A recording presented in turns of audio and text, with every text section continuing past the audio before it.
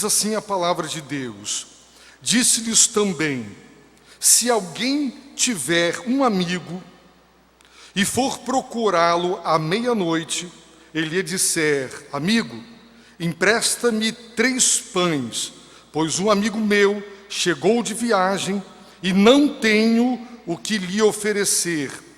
E se ele de dentro responder: não me incomodes, a porta já está fechada, eu e os meus filhos já nos acomodamos para dormir, não posso levantar-me para te atender. Eu vos digo que, mesmo que não se levante para dar os pães por causa da amizade, ele se levantará por causa do incômodo e dará quantos pães o outro precisar.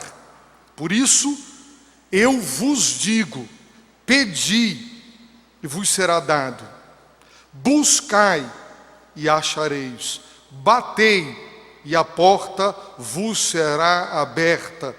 Pois todo o que pede recebe, quem busca acha, e ao que bate a porta será aberta. Oremos. Deus amado e querido, concede-nos misericórdia para receber tudo quanto Tu tens para nós reservado nesta manhã. Pai, dá-nos ouvidos para ouvir, desvenda os nossos olhos para que contemplemos as maravilhas da Tua lei, da Tua santa palavra, que por ela Tu possas nutrir a Tua igreja nesta manhã, Senhor, em nome de Jesus. Amém. Que igreja, meus irmãos, queremos ser nos 70 anos da igreja? Queremos ser uma igreja que crê para ver a glória de Deus. Jesus disse: se creres, verás. Ele garantiu que aquele que crê verá a glória.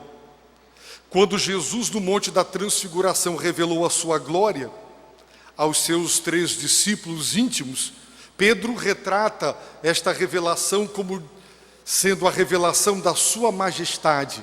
Ele diz isso em sua 2ª carta, no capítulo 1. Ver a glória de Deus é ver a majestade, a soberania, o poder, a suprema grandeza do poder de Deus, que já deu 2 demonstrações públicas desta suprema grandeza: a ressurreição de Cristo, sua entronização sobre todo o mal, e o fato de que Deus o deu à igreja como cabeça, para que sobre tudo e sobre todos Ele reine. Uma igreja que crê que Deus revela a sua glória e que deseja ver a majestade divina. Uma igreja, como vimos, que está preparada para a volta de Cristo, porque está cumprindo na terra o seu dever, a sua missão. Já vimos isso. Rumo aos 70 anos, que tipo de igreja queremos ser? Quando completarmos 70 anos, vamos mirar nos 80, na próxima década. Que tipo de igreja esta igreja entende que Deus quer que ela seja? Quais os ministérios que Deus quer que esta igreja crie e mantenha? Que tipo de igreja Deus quer que nós sejamos? Eu creio, meus irmãos, que Deus quer que sejamos uma igreja, sobretudo, uma igreja de oração. Porque a oração, meus irmãos, é a força da igreja.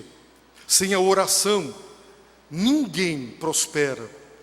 Não há obra com êxito e com resultados de Deus, resultados autênticos e não forjados, a não ser, meus irmãos, pelo poder de Deus que se manifesta através da oração. No entanto, o que nos impede de ser um povo de oração? Se os irmãos atentarem para o contexto, Jesus está na casa de Marta e de Maria no final do capítulo 10. Marta está exatamente atarefada. Por quê? Porque ela tem muito serviço. Marta está ansiosa, Marta está preocupada. Por quê? Porque ela quer dar conta de muitas coisas. E o Senhor disse: poucas são realmente necessárias. O ser humano se envolve com muitas coisas, fica atarefado com muito serviço, e ele não faz o que Maria fez. Não escolhe a boa parte, que não lhe será tirada: ir para os pés do Senhor e ouvir a sua palavra. Capítulo 11, Jesus estava orando, verso 1. E a vida de oração de Jesus impactou a vida dos seus apóstolos que observavam. E eles pedem: ensina-nos a orar. Tu tens uma vida intensa de oração. Como nós devemos orar? O que dizer a Deus? Ensina-nos. E Jesus então lhes ensina a orar a oração do Pai Nosso. Agora, meus irmãos, depois de ensinar sobre quais são os temas que devem ser abordados por Deus, na sequência pré-estabelecida por Ele de importância, primeiro o Pai, depois a reverência ao seu nome, sua vontade e seu reino, então as nossas necessidades, o suprimento, o perdão para os nossos pecados e o livramento do mal. Agora, meus irmãos, Jesus vai ensinar uma preciosa lição sobre a oração, através de uma parábola e de sua aplicação prática da parte do Senhor. E nós precisamos aprender, para que os irmãos tenham uma ideia de quão intensa era a vida de oração de Jesus. Nós vamos ver algumas passagens que nos mostrarão que ele era um homem de oração. Agora eu pergunto à igreja: se Jesus, o Filho de Deus, não prescindia, não abria mão da oração para cumprir a sua missão, para dar conta da tarefa que o Pai lhe delegou, eu pergunto: eu posso abrir mão da oração? Você pode abrir mão da oração? Ousaremos não ser um povo de oração? Acreditaremos que seremos capazes de ser os maridos, os pais, os servos na igreja que Deus quer que nós sejamos? Se o próprio Filho de Deus, para cumprir a missão e ser e fazer o que Deus queria que ele fosse e fizesse, ele precisou ter vida de oração, será que eu posso ser o que Deus quer que eu seja, santo e irrepreensível diante dele em amor? E que eu faça a sua obra no Espírito e com resultados espirituais, sem orar? Irmãos, a igreja que Deus quer que nós sejamos é uma igreja que ora. E eu estou muito feliz pelo ministério Desperta Débora, muito feliz pelo ministério de oração dos homens, muito feliz porque os jovens estão orando, a igreja está entendendo que nós precisamos, para ficar de pé, caminhar de joelhos na presença de Deus. Lucas 3, 21 diz assim: depois que todo o povo fora batizado, e Jesus também, enquanto ele orava, o céu se abriu e o Espírito desceu sobre ele. Jesus já havia sido batizado. Após o seu batismo, ele entrou em oração. E enquanto, durante sua busca, o céu se abriu. Você quer que o céu se abra e que o Espírito de Deus venha? Então, ore. Vamos ver Lucas 5,16. Diz a Bíblia que Jesus curou muita gente. Dezenas, centenas de pessoas. No entanto, Lucas 5,16, mas ele se retirava para lugares desertos e ali orava. Do acordar ao dormir, Jesus era 100% assediado pelas multidões. E a não ser que ele fizesse o tempo e o lugar para estar a sós com o Pai, ele seria como Marta, atarefado com muito serviço, mas ele procurava lugares desertos para não ser incomodado e para poder estar a sós com o Pai, e ali ele orava. Meus irmãos, Lucas nos dá em um versículo a ideia do costume de Jesus. Não foi só aqui e agora, era sempre que ele fazia isso. Lucas 6,12. Naqueles dias, Jesus se retirou para um monte. Com que propósito? A fim de orar. E passou a noite toda orando a Deus. Eram essas noites inteiras, eram essas tardes, eram estas horas inteiras no deserto que deixavam os discípulos perplexos, dizendo: ensina-nos a orar, tu tens vida de oração, o nosso assunto com Deus esgota rápido. Os irmãos já conversaram com um estranho dentro de um elevador do prédio? Bom dia, está quente, você não tem assunto, mas você passa 1 hora no telefone com um colega. A namorada, o namorado, os pais têm que brigar, desliga, a conta virá altíssima. Se deixar, são 2 horas no telefone, e a pessoa não percebe, porque tem intimidade, porque tem comunhão. E quando há comunhão e intimidade, as horas passam sem sentir.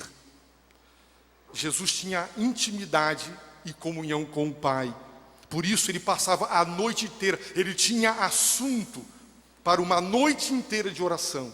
Quando muitos dizemos, eu começo a orar, com 5 minutos eu já esgotei tudo o que eu tinha para dizer. Falta de intimidade e de comunhão com Deus. Vamos ver, meus irmãos, Lucas 9,18. Lucas 9,18. Estando a orar apenas com os discípulos, ele lhes perguntou: quem as multidões dizem que eu sou? Jesus foi para o extremo norte da Palestina e chegou lá em Cesareia de Filipe. Ele procurou lugares bem isolados, estando a orar. Agora ele quer saber a opinião pública a seu respeito e a opinião dos próprios apóstolos. Vejam o versículo 28 e 29 deste mesmo capítulo 9 de Lucas. Cerca de 8 dias depois de dizer estas palavras, Jesus tomou consigo Pedro, João e Tiago e subiu ao monte para orar. Subiu ao monte para orar. Foi para fora do seu país, onde não era conhecido, para ter privacidade, para orar. Ia para os lugares desertos e ali orava.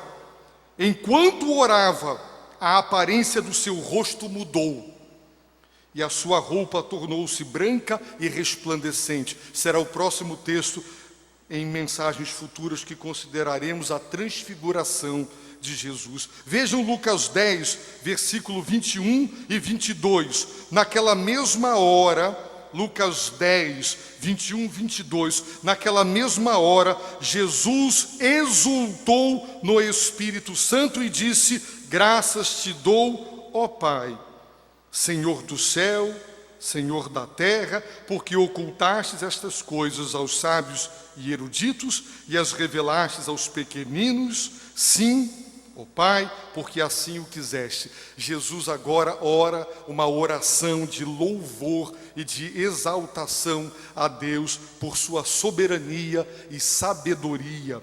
Vamos ver Lucas 11, 1. Jesus estava orando em certo lugar, e quando terminou, um dos seus discípulos lhe disse: Senhor, ensina-nos a orar. Tu tens vida de oração, ensina-nos. Então ele nos deu todos os tópicos, a oração do Pai Nosso, sobre os quais nós deveríamos passar 1 hora em cada um dos tópicos e nos debruçar na presença de Deus em oração. Vamos ver Lucas capítulo 22, verso 41. Lucas 22, 41.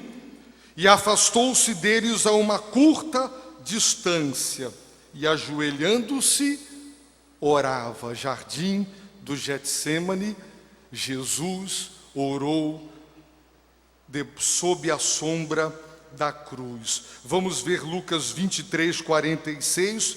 Então, exclamando em alta voz, Jesus disse: Pai, nas tuas mãos entrego o meu espírito. Ele orou e partiu. Jesus, meus irmãos, ensinou a orar a oração do Pai Nosso. Em Lucas 18, ele nos ensinou sobre a orar, o dever de orar sempre e nunca esmorecer, através de uma parábola. Em mais outras 4 passagens, Jesus exorta seus apóstolos para orar. E Jesus também faz uma advertência sobre a oração errada. Uma vez tendo entendido isso, agora, meus irmãos, Jesus ensina a orar, a oração do Pai Nosso. Eu não vou entrar. Agora sim, Jesus nos ensina, através da parábola do amigo inconveniente, uma preciosa lição. De que maneira você se aproxima de Deus quando ora? Orar é importante. Então, se baseado no exemplo de Jesus você entendeu que tem que ter vida de oração, agora vem a questão: como você se aproxima de Deus quando ora? De que maneira você aborda, você se aproxima de Deus? Esta parábola nos ensina, meus irmãos, exatamente isso. A lição central da parábola é que nós devemos ser insistentes na oração ou perseverantes. Mas esta capacidade de perseverar e de insistir tem um pressuposto: o quebrantamento da vaidade, do orgulho do nosso ser diante de Deus. Só isso é que nos capacita a continuar orando, porque o nosso orgulho nos freia na oração. E Jesus agora, por intermédio desta parábola, ele nos ensinará. Em primeiro lugar, Jesus não está dizendo na parábola que Deus está indisposto a nos abençoar. Não, Deus é galardoador, é abençoador daqueles que o buscam. E ele está dizendo aqui: peça e eu darei, bata e eu abrirei, busque e você encontrará, porque eu me deixarei achar. Ele está dizendo: vocês dão boas dádivas aos seus filhos e o Pai também dá boas dádivas. Ele não está ensinando, através da parábola do amigo inconveniente, que Deus está indisposto a dar. Não é essa a lição.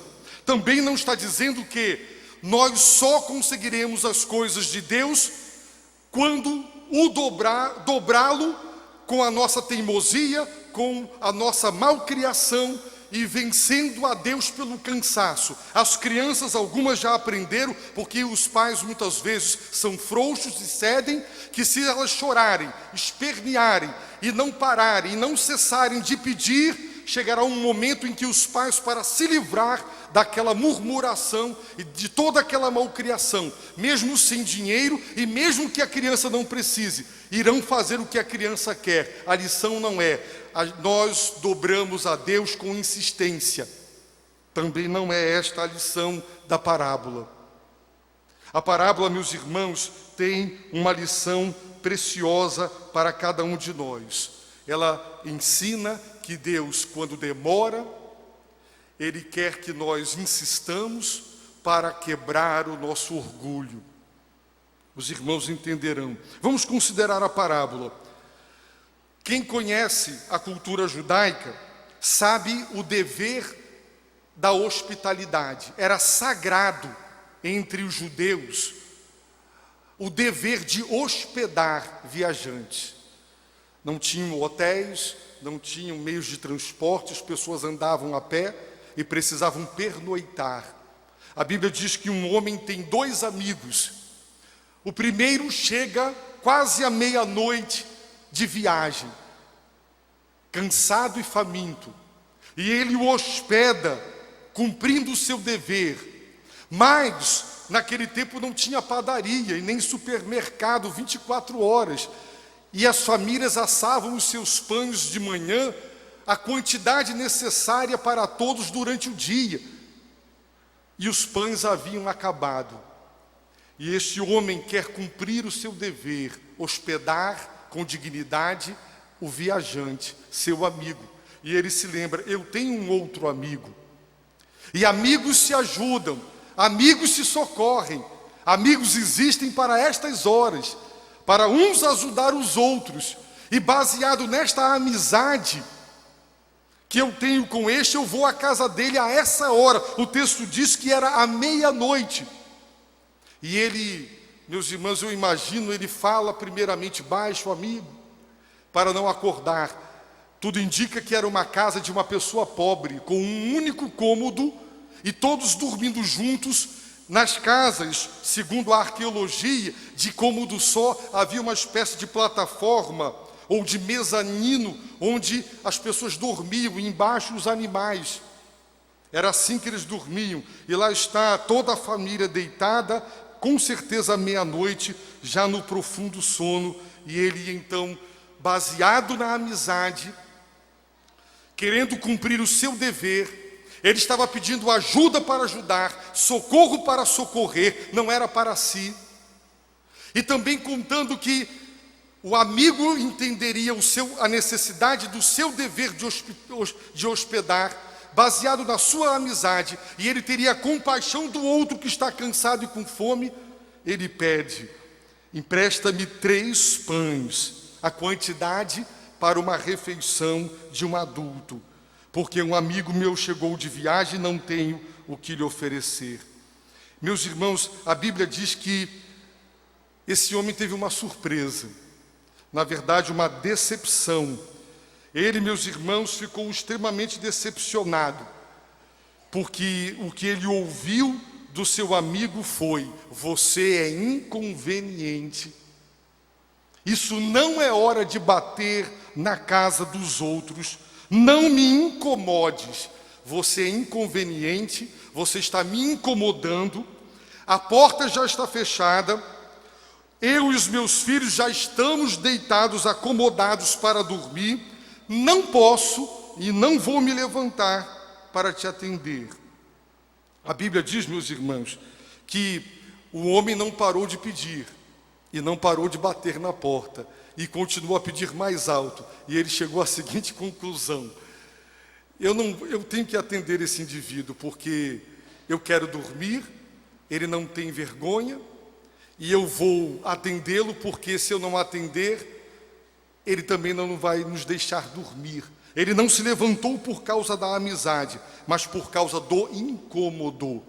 Em outras versões diz a insistência, mas literalmente no grego significa porque ele não tinha vergonha.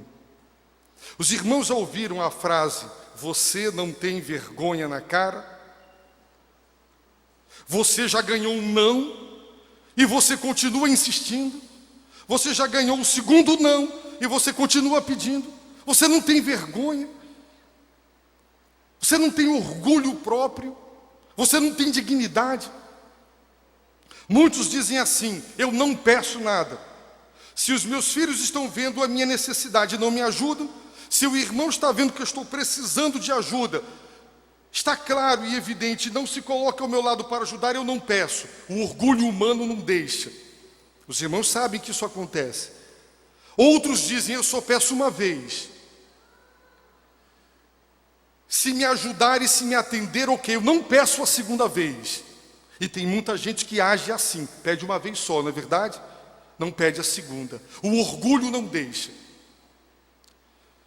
Irmãos, a Bíblia diz que esse homem, por falta de vergonha, apesar de ter tomado todos os nãos possíveis e imagináveis, porque ele não teve vergonha, porque o seu dever de hospedar estava acima do seu próprio eu, ele desagradou a si, desagradou ao outro, para cumprir o seu dever. Meus irmãos, muitos de nós chegamos na presença de Deus, sabe como? Exija seus direitos. Satanás, meus irmãos, nos tenta a ser desobedientes. Quando ele não consegue nos levar a desobedecer e a desonrar o nome do Senhor, então ele nos tenta a vaidade, porque somos obedientes. Ele nos tenta tornar arrogantes e espiritualmente presunçosos, porque nós nos julgamos pessoas obedientes e fiéis a Deus, pessoas a quem Deus não tem direito de dizer não. em virtude da fidelidade comprovada. E muitos de nós, quando chegamos a Deus, chegamos arrogantes, prepotentes, chegamos como o fariseu da parábola, que bate no peito e que pega o seu currículo e apresenta diante de Deus, e depois diz: eu não sou como aquele publicano lá. É como se nós disséssemos: Senhor, eu sou fiel, guardo o domingo, eu não falho no dízimo. Durante a semana, meu caráter e minha conduta são elevados, são ilibados, eu tenho testemunho. Eu não sou como muitos irmãos que são hipócritas, que não são fiéis. Muitas vezes nós chegamos assim diante de Deus. Irmãos, quantas pessoas já me disseram: pastor, se essa enfermidade estivesse ocorrendo comigo, eu aceitaria. Eu sou um pecador, mas com aquela irmã ou aquele irmão é um santo de Deus. Porque nós sempre achamos que Deus não pode deixar que certas coisas aconteçam com quem é fiel. E nós desaprendemos a doutrina da graça, a doutrina da misericórdia, e que cumprir o dever, nós vamos ver também de manhã, somos servos inúteis, fazemos apenas o que é nosso dever, e que todas as condições que Deus estabelece para nos responder não se tornam causa de mérito, que nos dê o direito de exigir de Deus que Ele faça aquilo que nós queremos. Mas muitas vezes nós chegamos assim diante de Deus: Senhor, Tu sabes que eu sou fiel, Senhor. Senhor, Tu conheces a minha vida, meu testemunho. Deus, eu quero justiça. Deus, eu quero isso. E muitas vezes, meus irmãos, Deus não diz nada.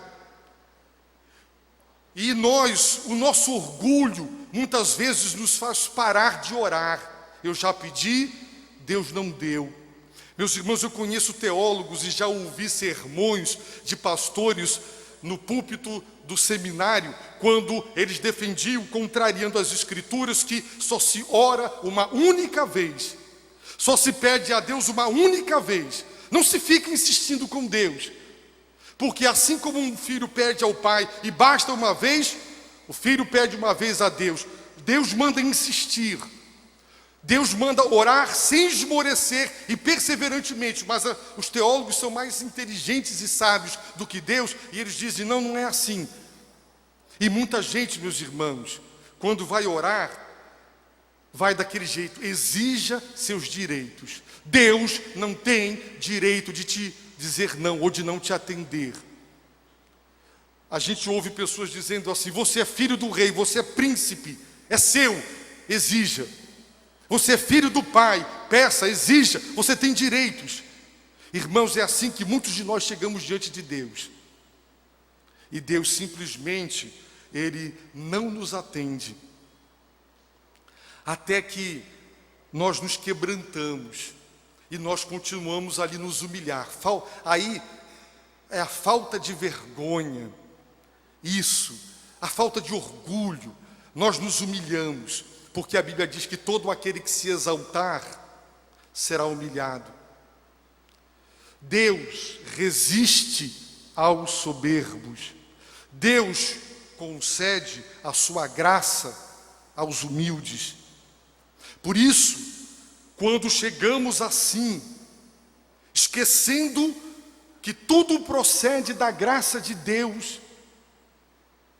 Deus, meus irmãos, Ele vai quebrantar o nosso orgulho, vai nos libertar da nossa arrogância, de pensar que nós podemos exigir de Deus baseado em nossa fidelidade.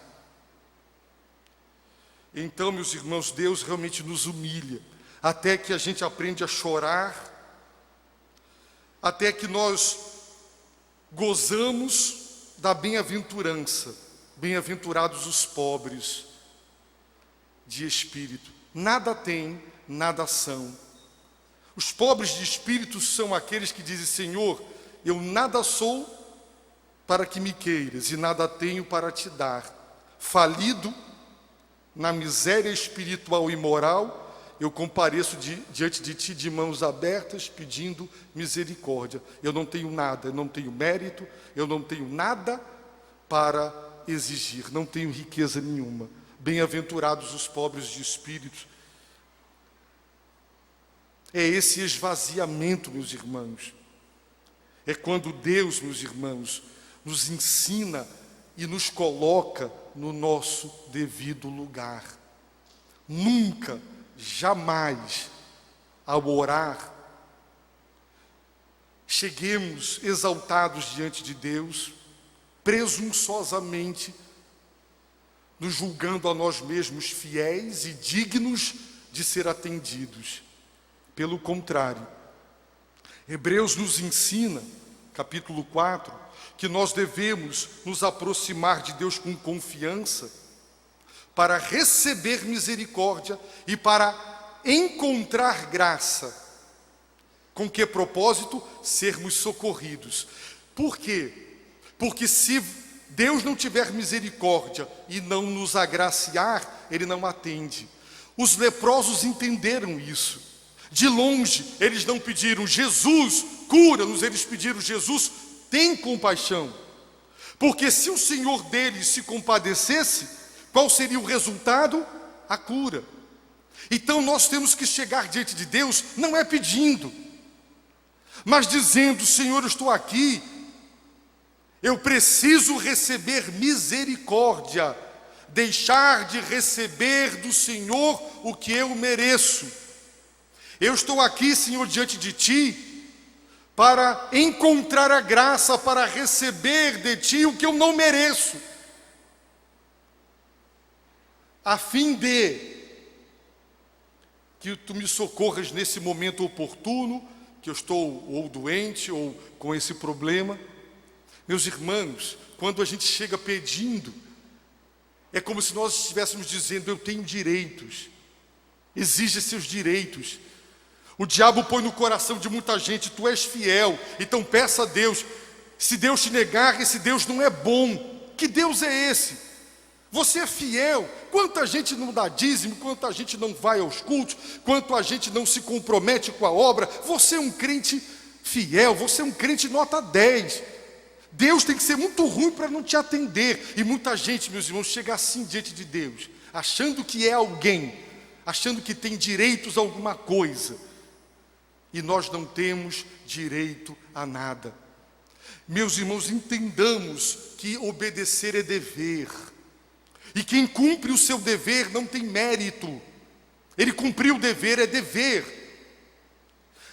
Tudo que vem de Deus para nós é a graça, é a misericórdia. E isso corta pela raiz, arranca com raiz e tudo o orgulho, a presunção e a vaidade. Quando Deus opera, e eu digo assim, bem, foi a minha fé. Claro, Deus opera pela fé, então foi a minha fé. É por minha razão que Deus está fazendo estas coisas. Meus irmãos, isso é exatamente o oposto de tudo quanto a palavra de Deus ensina. Diante de Deus, temos que chegar como publicano, batendo no peito, sem coragem de erguer a cabeça e de elevar os olhos e dizer, Senhor, tem misericórdia de mim, eu sou um pecador.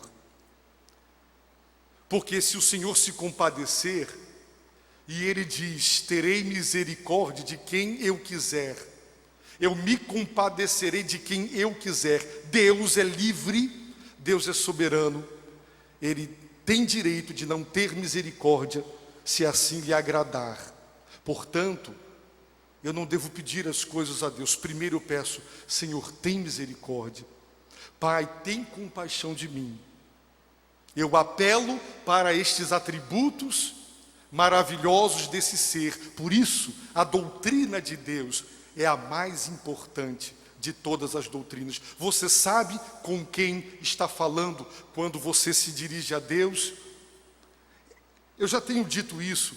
Você já reparou o desrespeito de uma pessoa que se dirige a uma autoridade e que perde o respeito e trata como se fosse um qualquer? Você sabe com quem está falando?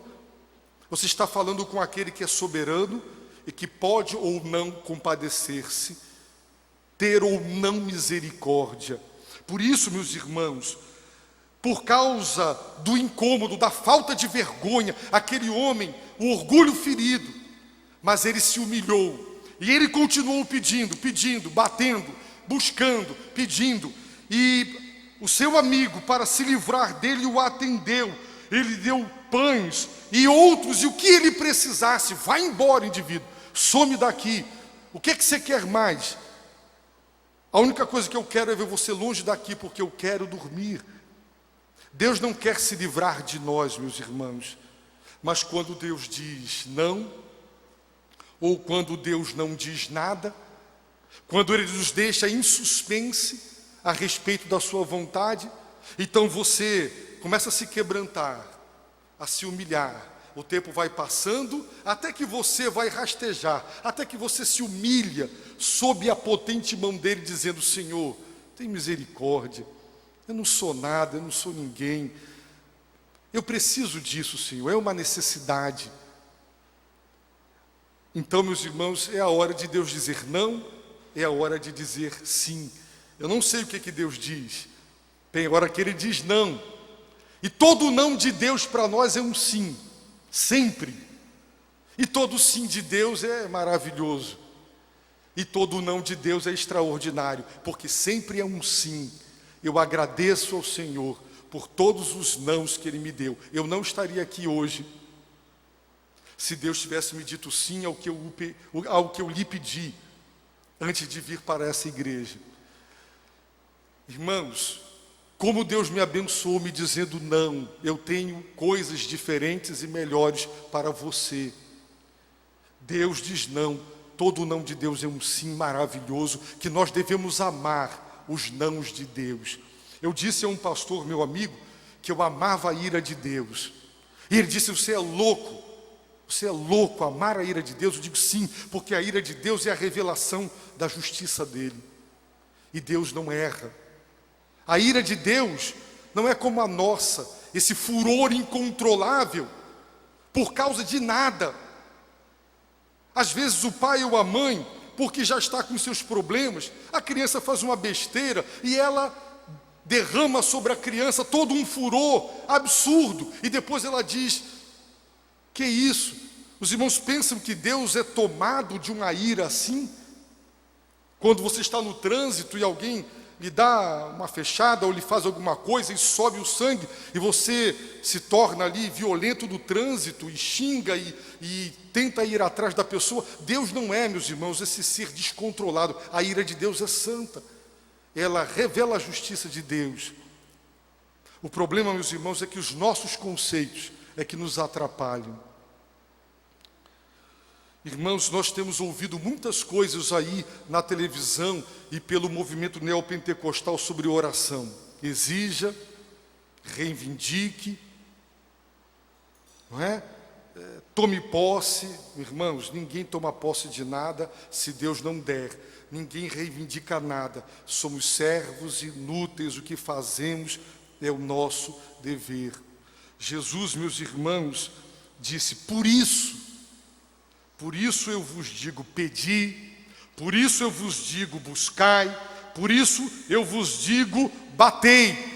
E Ele promete que nós seremos abençoados, porque Deus não é esse amigo, entre aspas, que não se levanta por causa da amizade, porque não ajuda, porque não tem compaixão do que está faminto. Deus nos ama, Deus tem prazer em nos abençoar e em nos dar, desde que quebrantados dele nos aproximemos. Ele exultou no Espírito Santo, no capítulo anterior, dizendo: eu te agradeço, Pai, porque o Senhor esconde as suas verdades de um grupo. Qual grupo? Os sábios e eruditos.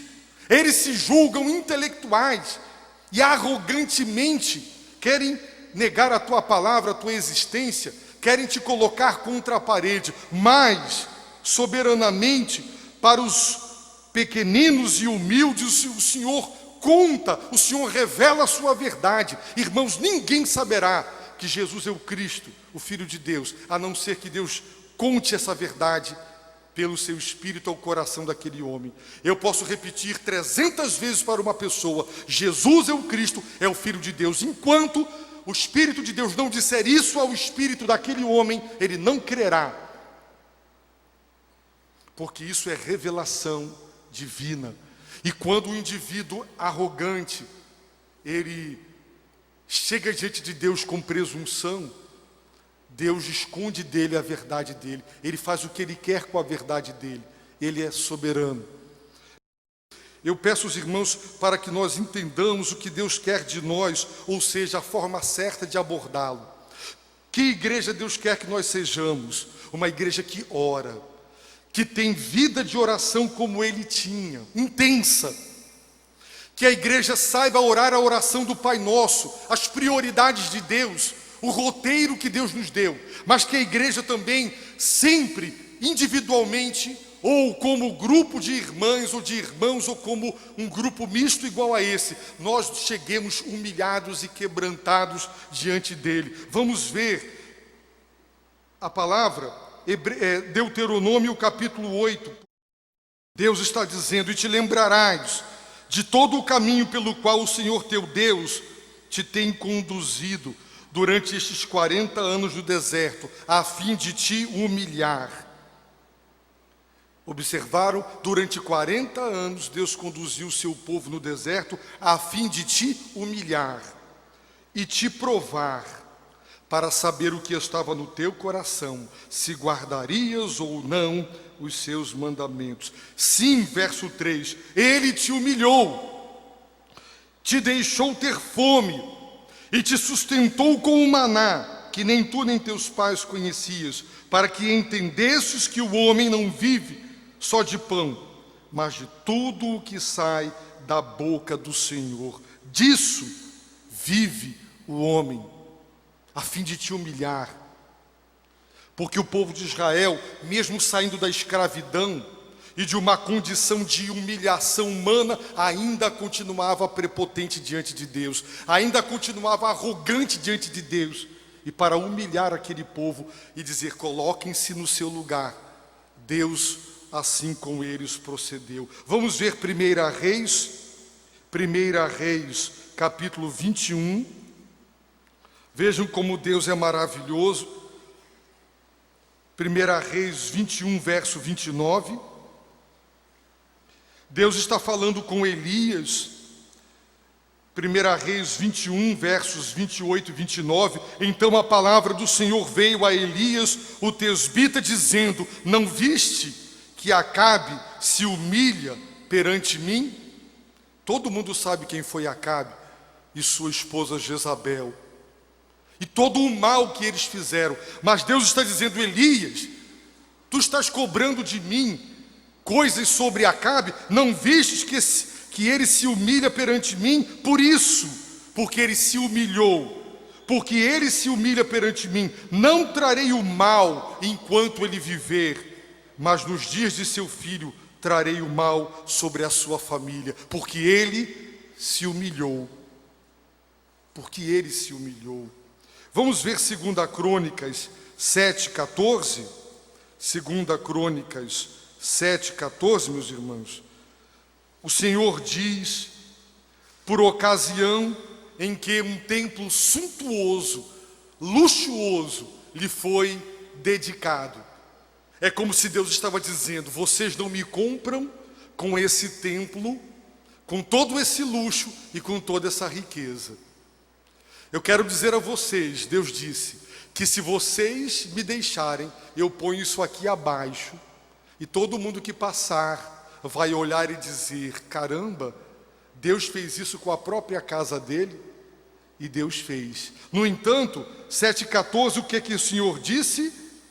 Veja o verso 13: se eu fechar o céu para que não chova, ou se ordenar aos gafanhotos que devorem a terra, ou se enviar a praga entre o meu povo, e Deus só age assim, ou seja, só revela a sua ira por causa da desobediência. Então Deus não faria isso à toa, certo? Deus está fazendo isso para justamente disciplinar o seu povo.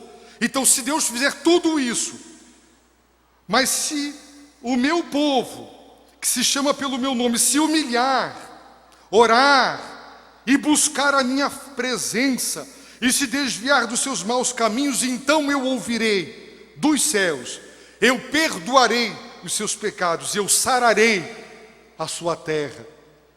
Mas o povo tem que se humilhar, tem que se humilhar. Vamos ver 2 Crônicas 32, 26. Porém, Ezequias humilhou-se pela soberba do seu coração, ele e os habitantes de Jerusalém, de modo que a grande ira do Senhor não veio sobre eles nos dias de Ezequias. Se os irmãos lerem, verão que Deus manda o profeta dizer: arruma a tua casa, tua família está toda desorganizada e desarrumada, arruma tudo porque você vai morrer. E esse homem ora, e Deus diz para Isaías: volta, e porque ele humilhou-se pela soberba do seu coração, e Deus então o poupou do que Deus havia prometido. Como Deus é misericordioso quando o seu povo se humilha em sua presença. Veja, capítulo 34, verso 27, meus irmãos. Está falando sobre Josias, rei, porque te sensibilizaste e te humilhaste diante de Deus, ouvindo as suas palavras contra este lugar e contra seus habitantes, e te humilhaste diante de mim, e rasgaste as vestes, e choraste diante de mim, eu também te ouvi, diz o Senhor. Eu te ajuntarei a teus pais, e serás recolhido ao sepulcro em paz, e os teus olhos não verão todo o mal que trarei sobre este lugar e sobre seus habitantes. Então eles voltaram com essa resposta ao rei. Deus não permitiu que aquele homem visse a sua ira, porque ele se humilhou. Vamos para Daniel, meus irmãos. Daniel 4. Daniel 4. Já estamos finalizando. Daniel 4, 37. Nabucodonosor, que era o grande imperador de um vasto império, a partir do verso 36 ele diz assim: no mesmo tempo voltou o meu entendimento e voltou a minha majestade e o meu resplendor para a glória do meu reino. Os meus conselheiros e os meus nobres me procuraram e fui restabelecido no meu reino, e a minha grandeza se tornou ainda maior. Portanto eu, Nabucodonosor, agora louvo, exalto e glorifico ao Rei do céu, porque todas as suas obras são corretas e os seus caminhos justos, e ele pode humilhar aqueles que vivem orgulhosamente. Ele tem poder para humilhar aqueles que vivem orgulhosamente. Ele vivia orgulhosamente e Deus disse: tu vai comer capim como um animal irracional, até que você se lembre que o céu reina. Veja Daniel 5, Daniel capítulo 5. Agora Daniel está falando com o filho de Nabucodonosor. Ó rei, Daniel 5, a partir do verso 18. Ó rei, o Altíssimo Deus deu o reino e a grandeza, glória e majestade a Nabucodonosor, teu pai. E por causa da grandeza que lhe deu, todos os povos, nações e línguas tremiam e temiam diante dele. Ele matava ou poupava a vida de quem queria, exaltava ou abatia a quem queria. Mas quando seu coração se exaltou e seu espírito se endureceu para agir arrogantemente, foi derrubado do seu trono real e a sua glória lhe foi tirada. Ele foi expulso do meio dos homens e o seu coração foi feito semelhante aos dos animais, e a sua morada foi com os jumentos selvagens. Deram-lhe grama a comer como aos bois, e o seu corpo foi molhado pelo orvalho do céu, até que reconheceu que o Altíssimo Deus tem domínio sobre o reino dos homens e constitui sobre eles a quem quer. Mas tu, Belsazar, que és seu filho, não humilhastes o teu coração, embora soubesses de tudo isso. Embora sabendo de tudo isso, você não humilhou seu coração. E aí continua o texto, os irmãos sabem o que a mão e a mensagem por ela escrita. Daniel capítulo 10, verso 12. Daniel 10, 12. Então ele me disse, o anjo disse a Daniel: não temas, Daniel, porque as tuas palavras foram ouvidas desde o primeiro dia em que aplicastes o coração a compreender e a humilhar-te diante do teu Deus. E eu vim por causa das tuas palavras. Daniel humilhou-se na presença divina. Mateus capítulo 23, verso 12. Mateus 23, 12. Está escrito, palavras do Senhor: pois quem a si mesmo se exaltar, será humilhado, e quem a si mesmo se humilhar, será exaltado. Digo-vos que este, o publicano, desceu justificado para casa, e não o outro, o fariseu, pois todo o que se exaltar será humilhado, mas o que se humilhar será exaltado. Todavia, ele nos dá maior graça. Portanto, ele diz: Deus se opõe aos arrogantes, porém dá graça aos humildes. Assim, sujeitai-vos a Deus, mas resisti ao diabo, e ele fugirá de vós. Achegai-vos a Deus, e ele se achegará a vós. Pecadores, limpai as mãos, e vós que sois vacilantes, purificai vosso coração. Entristecei-vos, lamentai e chorai, que o vosso riso se transforme em lamento, e a vossa alegria em tristeza. Humilhai-vos diante do Senhor, e ele vos exaltará. Meus irmãos, aquele homem, por causa da sua insistência, por falta de vergonha, porque ele deixou o seu orgulho de lado, ele continuou dizendo: me dá o pão, porque eu tenho que socorrer alguém. Ele se humilhou.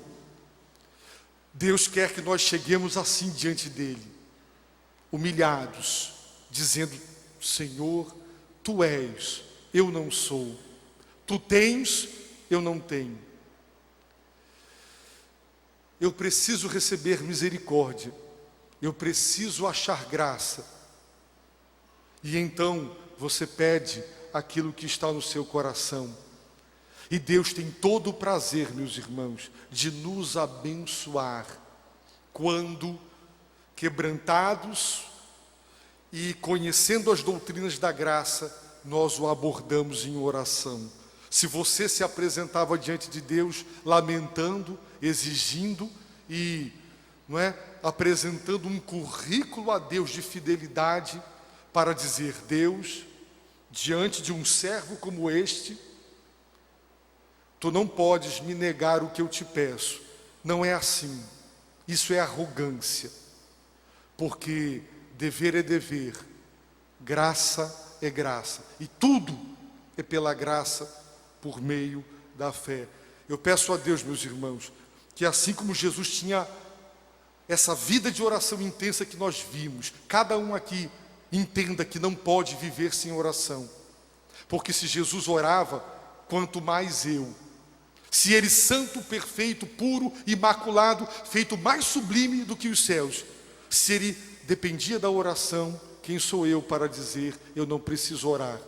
Que eu saiba orar a oração do Pai Nosso. Que todo o meu falar com Deus seja dirigido pelos tópicos, pelos temas que Ele nos deu, aquele roteiro. E que, humilhado na sua presença, eu me derrame, os irmãos também, e nós supliquemos a sua graça e a sua misericórdia. Eu peço às irmãs desta igreja: venham amanhã orar. Eu peço aos homens desta igreja: venham terça-feira orar. Eu peço à igreja: venha quarta-feira orar. Deus está ouvindo as nossas orações. Deus está nos abençoando. Deus tem planos para nós. Se o presente muitas vezes é difícil, Deus tem planos maiores e melhores para a frente. E Ele os realizará se nós nos humilharmos para receber tudo o que Ele preparou para nós. Baixe a sua cabeça, feche os seus olhos e clame a Deus. Humilhe-se diante de Deus.